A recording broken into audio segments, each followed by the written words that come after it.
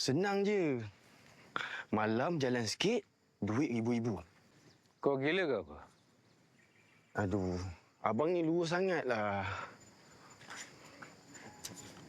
Duit yang kau dapat tu kan, bawa bala je. Hidup ni bang, tak semua kerja kita kena jujur.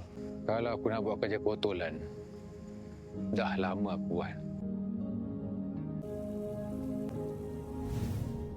Dia dah buat keputusan sendiri. Bang, itu belum keputusan. Itu perasaan dia.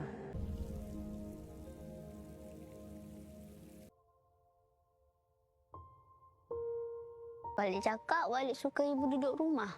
Aira pun suka sebab ibu ada dengan Aira. Tapi ibu cakap ibu kena kerja. Apa? Sebab nak beli macam-macam untuk Aira.